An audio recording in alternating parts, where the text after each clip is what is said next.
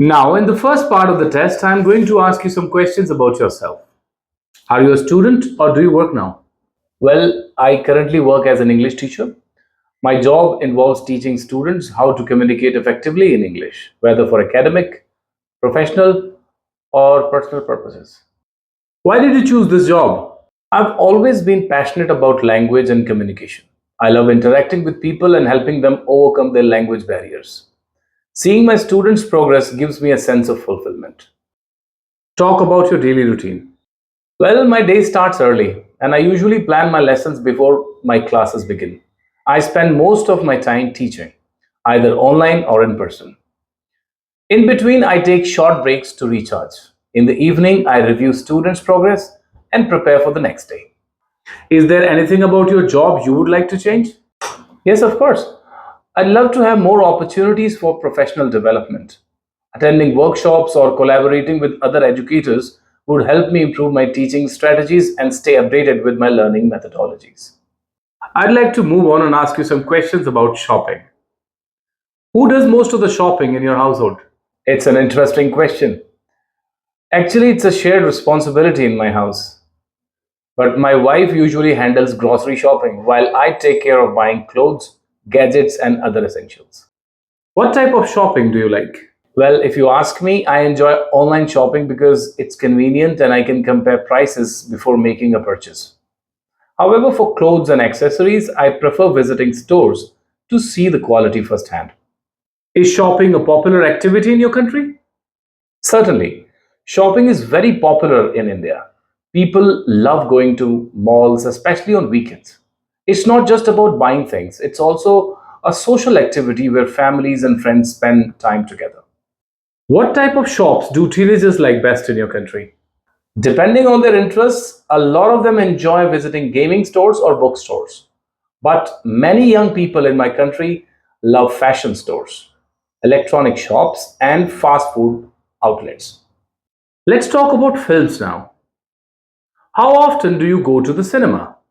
Uh, I try to go once or twice a month, depending on the movie releases.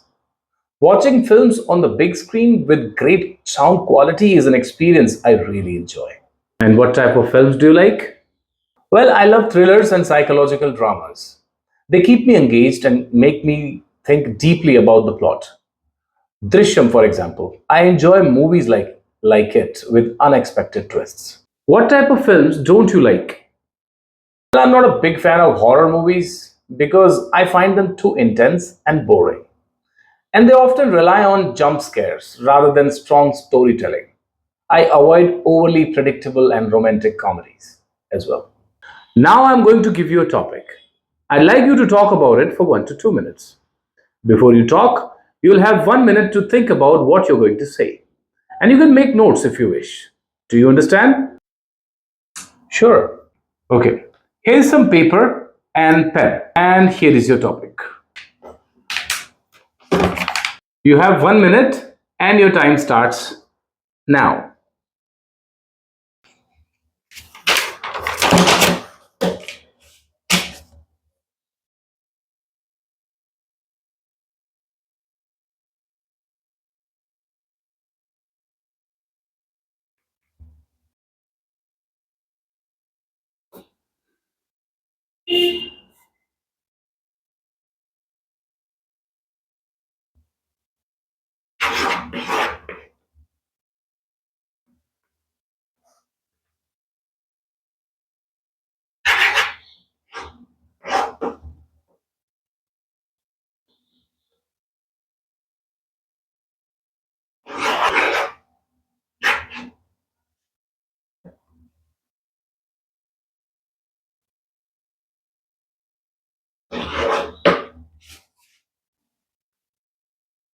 All right.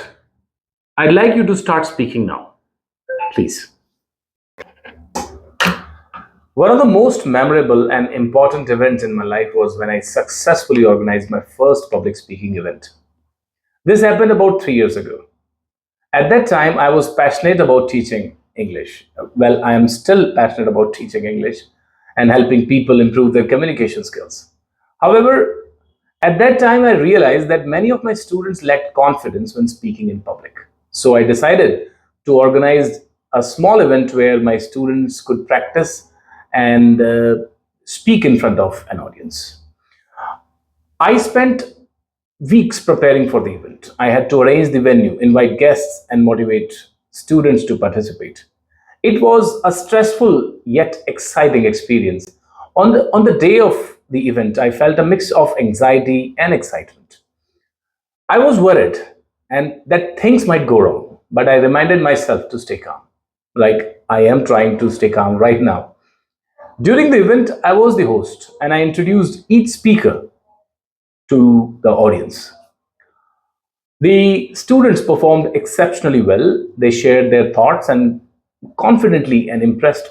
They shared their thoughts confidently and impressed the audience with their ideas. I felt incredibly proud to see how much they had grown.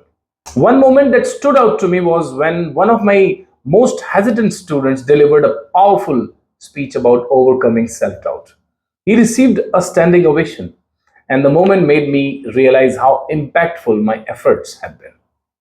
This event was extremely important to me because it taught me several valuable lessons. I learned that stepping out of my comfort zone and taking risks can lead to incredible achievements.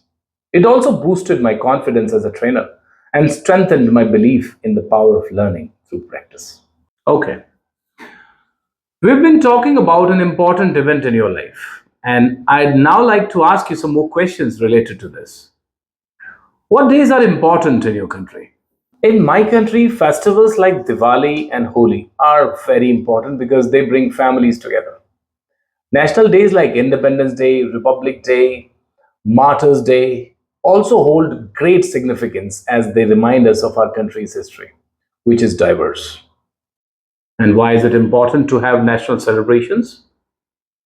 I think they are really important.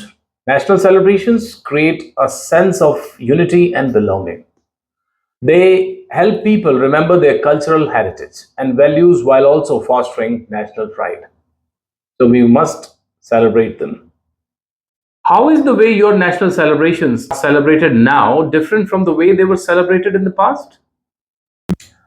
Well, earlier celebrations were more traditional and family oriented. People would gather in large groups to celebrate.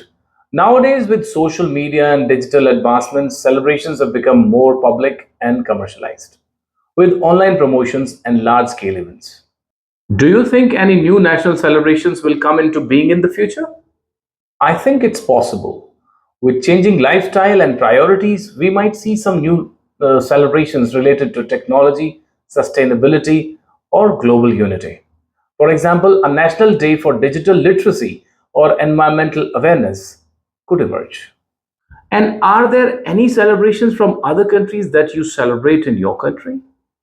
Yes, events like Christmas, Halloween, and Valentine's Day are widely celebrated, especially in urban areas. The influence of global culture and social media has made these celebrations more popular in my country. What are the benefits of having events that many people around the world are celebrating on the same day? Such events promote global unity and cultural exchange. They help people connect beyond borders and create a sense of togetherness, regardless of nationality or background. All right, this is the end of the speaking test for IELTS. Have a nice day.